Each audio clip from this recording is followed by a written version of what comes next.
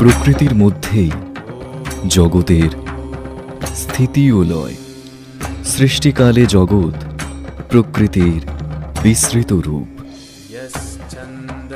সৃষ্টি থাকলে তার বিপরীত গুণ সম্পন্ন স্রষ্টার অস্তিত্ব অবশ্যই থাকবে। প্রকৃতি অনাদি, নিত্য, বিভু অর্থাৎ সর্বব্যাপী। দেবী প্রকৃতির স্বরূপা। তিনি নিরবয়ব, অচেতন, শান্ত, সমাহিত, কিন্তু সক্রিয়। তিনি শুধু জ্ঞান ও প্রজ্ঞার দেবী নন, তিনি স্বয়ং ব্রহ্মবিদ্যা। জিহ্বা মে মধুমত্তমা কর্ণাভ্যাম ভূরি বিশ্রুবম। সকল সংশয় ছেদকারিণী, সর্বসিদ্ধি প্রদায়িনী, চূড়ান্ত সত্য ও বিদ্যার দেবী।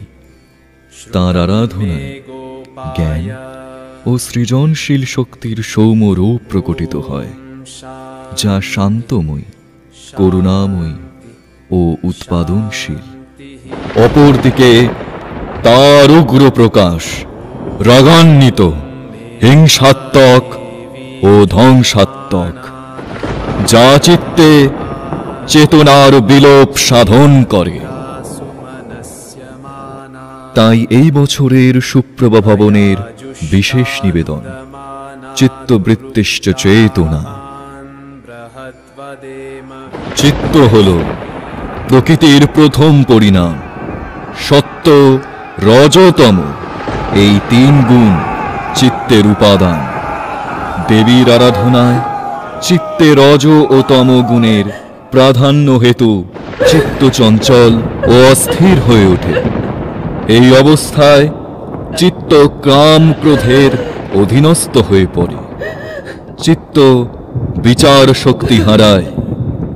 চিত্ত আলস্য ও তন্দ্রায় নিমগ্ন হয়ে পড়ে। চিত্তকে অজ্ঞানতা গ্রাস করে। প্রকটিত হয় দেবীর উগ্ররূপ। শুরু হয় তার নিঃশব্দ প্রস্থানের পদসঞ্চার। কলস ভর্তি জ্ঞান ভাণ্ডারের সূক্ষ্ম ছিদ্র দিয়ে ঝরে যায় সবটুকু অন্তঃসার। লোকে টেরও পায় না, এমনকি যার গেল সেও না। আবার দেবী জ্যোতির্ময়ী, তাই তিনি নিজ মহিমায় প্রকটিত হয়ে প্রতিশ্রুতি দেন। বাগ্মিতা, বাগ্মী শক্তি, নিখুঁত স্মৃতি, অকল্পনীয় জ্ঞান, অনুপ্রবেশকারী প্রজ্ঞা, অন্যদের মুক্ত করার ক্ষমতা, দক্ষতা, যোগ্যতা, সমৃদ্ধি ও দীর্ঘ জীবন। তিনি স্বরূপত মুক্ত, শুদ্ধ, বিশুদ্ধ চেতনা। তাই তিনি সর্বোচ্চ বাস্তবতার প্রতীক হিসেবে মানস, ন্যায়, চিত্ত, আত্মচেতনা ও অহং শক্তির প্রতীকী হিসেবে বিমূর্তের প্রতিনিধিত্ব করেন।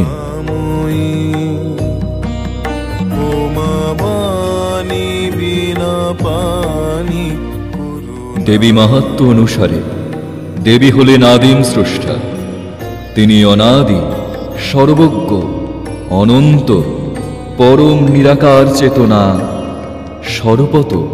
তিনি বিশুদ্ধ চৈতন্য স্বরূপা। তিনি সাত্ত্বিক গুণে মঙ্গলাময়ী ও ধারক, রাজসিক গুণে উদ্যমী ও সক্রিয় ভূমিকায় অবতীর্ণা হয়ে তামসিক গুণে সংহারকারিণী, ধ্বংসকারিণী। তাই বলা যায় আমাদের মানস রূপ সরোবরে নিত্যকাল রমিতা অভিমানিনী বিদ্যা সুন্দরীর প্রতিনিয়ত মান ভজন করে যেতে হবে। তাকে পাওয়া কঠিন, রাখা কঠিনতর। কানন ভোজনে নয়ন